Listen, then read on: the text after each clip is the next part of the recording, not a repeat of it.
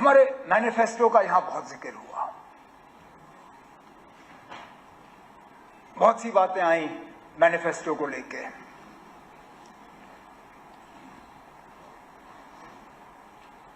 हमने सोच समझ के वो डॉक्यूमेंट तैयार किया। जम्मू कश्मीर के आवाम के साथ वो हमारा वादा है।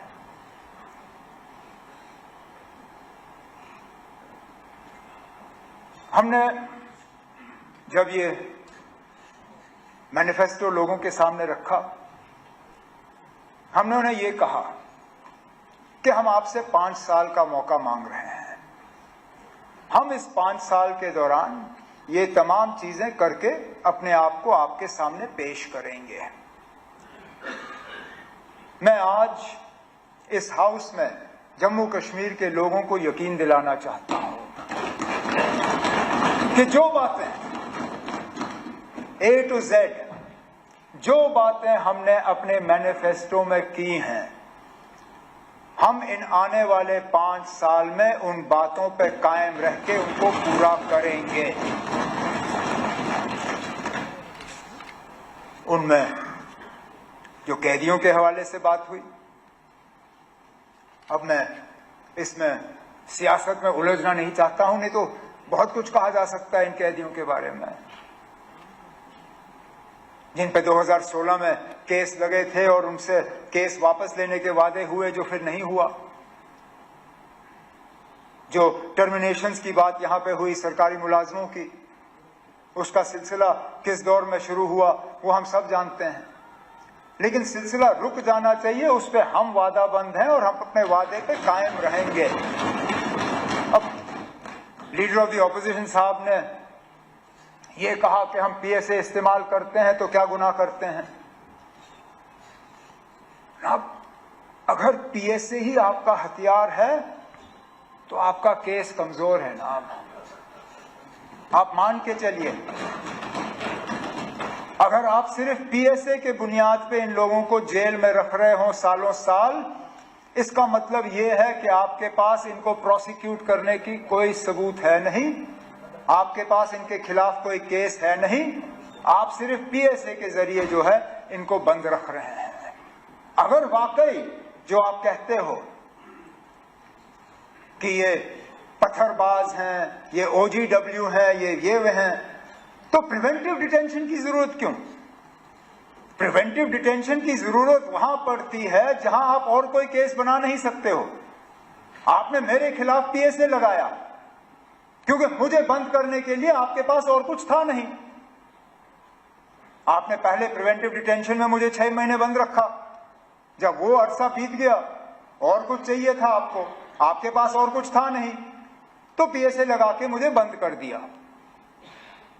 ये जो 400 पीएसए में बंद हैं, अगर वाकई जो आप कहते हो सही है, क्योंकि आज पुलिस और लॉ एंड ऑर्डर मेरे पास है नहीं, तो जो आंकड़े आपके पास आ जाते हैं वो मेरे पास नहीं आते। आप ब्रीफिंग लेके आते हो, मेरे पास वो ब्रीफिंग है नहीं। अगर जो आप कहते हो जनाब वो ये हैं वो हैं, मुल्क के खिलाफ इन्होंने कार्रवाई की, तो पीएसए के बजाय उन पे केस करिए, प्रोसिक्यूट करिए, जेल की सजा दिलाइए, फिर जाएं जेल में। लेकिन अगर सिर्फ पीएसए के बुनियाद पे आप उनको बंद रखते हो तो कहीं ना कहीं आपके कहने में और जमीनी हकीकत में थोड़ा सा फर्क है।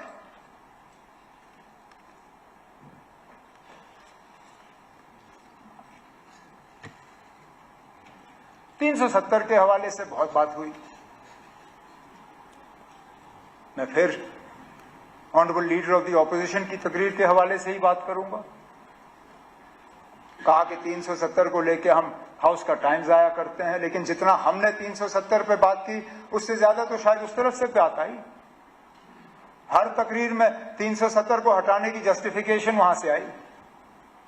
आप खुद ऐसे काम गिन रहे थे, मैं थोड़ी देर के लिए मैं दीवारों के आसपास देख रहा था कि कहीं ऐसा ना हो कि मैं पार्लियामेंट शिफ्ट कर गया, क्योंकि आपकी तकरीर तो ऐसा लग रहा था जैसे आप प्रेसिडेंट्स एड्रेस पे अपनी तकरीर कर रहे हैं जब बजाय लेफ्टिनेंट गवर्नर्स एड्रेस पे। यहां के काम गिनने के बजाय आप दिल्ली की हुकूमत, मरकजी हुकूमत के काम गिन रहे थे। आपने ये आपने बड़े बड़े प्रोजेक्ट्स के हवाले से बात की, कोई रिंग रोड, कोई ये रोड, कोई वो रोड, कोई ये। मैं आपसे सिर्फ एक सवाल पूछता हूं ना, आप मुझे ये बताइए, इनमें से कौन से ऐसे काम हैं जो बिना 370 हटाए नहीं मुमकिन होते? बताएं, क्योंकि आज तक मुझे इस सवाल का जवाब नहीं मिला है। आप जो काम गिनते हो, IIT, IIM, AIIMS, ring road, ये बाकी चीजें, इनमें से ज्यादातर वो काम हैं जो 2019 से पहले शुरू हुए, लेकिन मैं उस झगड़े में पड़ूंगा ही नहीं। मैं आपसे ये पूछता हूं ना, मुझे बताइए वो कौन सा ऐसा डेवलपमेंट रिलेटेड काम हुआ है जो 370 हटने से पहले मुमकिन नहीं था? डेवलपमेंट के लिहाज से कौन सी बेहतरी आई? अब चलिए, आज आप कहेंगे आपको इस पे जवाब देने का मौका नहीं मिला, चलिए बजट में जब आप तकरीर करेंगे, कम से कम उस वक्त मुझे बताइए ना, कोई ऐसा एक प्रोजेक्ट बताइए मुझे जो बिना 370 हटाए हुए यहां मुमकिन नहीं होता। मैं भी अपनी जगह समझ जाऊं कि ना वाकई शायद कोई बहुत बेहतरी या तरक्की आई है।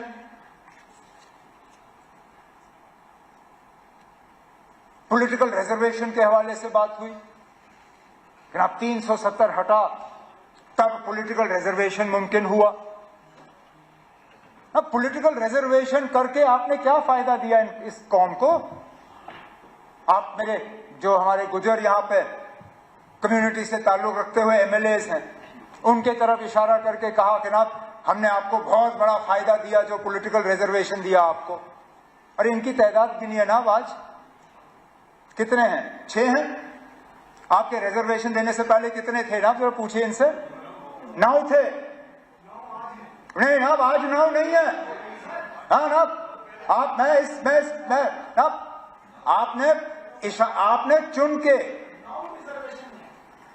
आपने चुन के गुजर कम्युनिटी को कहा, आप थे ना, आपने इनको कहा, आपने अब आप अपनी बात को दूसरे अंदाज में पेश करेंगे, लेकिन मैं हाउस में मौजूद था। आप थे ना, आप बैठिए ना, आप बैठे।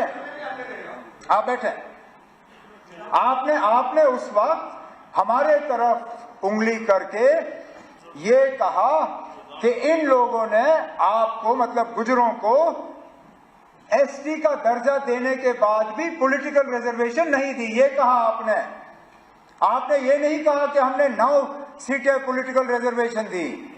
आपने गुजर कम्युनिटी को कहा कि आप लोगों को ST का दर्जा मिला था, लेकिन इन लोगों ने आपको पॉलिटिकल रिजर्वेशन नहीं दी।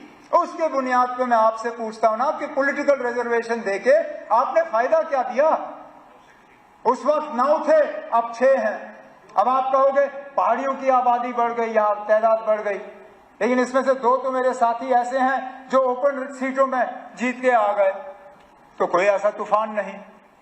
तो मैं फिर इस बात पे आता हूं ना कि 370 हटाने के बाद कौन सा ऐसा करिश्मा हुआ जिसकी बुनियाद पे आप कहोगे जनाब कि जमीन आसमान का फर्क पड़ा, बहुत फायदा हुआ लोगों को। फिर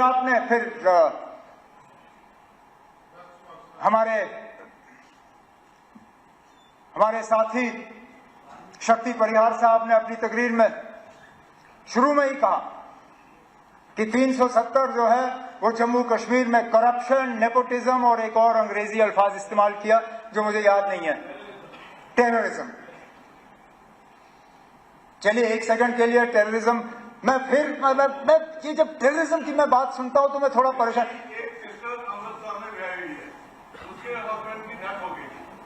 वो हमारी प्रॉपर्टी को नहीं ले सकती थी, मैं आ रहा हूं उस बात पे,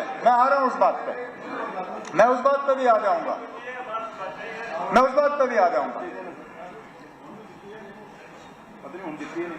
टेररिज्म। अभी तक तो लीडर ऑफ द ऑपोजिशन साहब कह रहे थे कि यहां पे टेररिज्म के लिए पाकिस्तान कसूरवार है, इसलिए हम पाकिस्तान से बात नहीं करेंगे। लेकिन शक्ति परिहार साहब कहते हैं कि टेररिज्म यहां पे 370 की बदौलत है। अब खुदारा मुझे बताइए ना, टेररिज्म 370 की बदौलत है या पाकिस्तान की बदौलत? अगर टेररिज्म 370 की बदौलत है तो फिर पाकिस्तान से बातचीत के लिए आपको एतराज क्यों? और अगर पाकिस्तान कसूरवार है 370 के लिए, टेररिज्म के लिए, तो फिर 370 को इसके लिए दोषी क्यों ठहराते हो? और 370 को हटाने के बाद जो बिलखसूस जम्मू में टेररिज्म बढ़ी, उसके लिए कौन कसूरवार? जिन इलाकों को मैं दावे से कहता हूं हमने अपनी हुकूमत, कांग्रेस नेशनल कॉन्फ्रेंस की हुकूमत जिसमें सलातिया साहब और श्यामलाल शर्मा साहब मेरे साथ मंत्री थे, इतना बड़ा जम्मू का हिस्सा हमने पूरा जी टेररिज्म से मुक्त किया था। पूछिए इनसे, कम से कम इस बात पर तो ये इनकार नहीं कर सकेंगे। कब हुए जम्मू शहर में हमले जब हम मंत्री थे?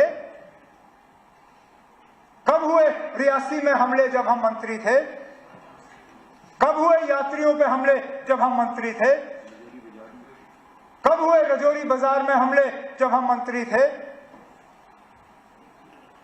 नहीं हुए। मैं गिनना नहीं चाहता हूं, नहीं तो गिनने की, अगर मैं गिनना शुरू कर गया तो फिर कोई एंड नहीं होगा इसका। लेकिन वो मेरा कहने का मतलब ये है ना, अगर अकेले 370 ही जम्मू कश्मीर में टेररिज्म के लिए जो है कसूरवार है, तो हटाने के बाद बंद हो जाना चाहिए था। न्यूज नेशन अब व्हाट्सएप पर खबरों के ताजा अपडेट के लिए न्यूज नेशन के इस QR कोड को स्कैन करें।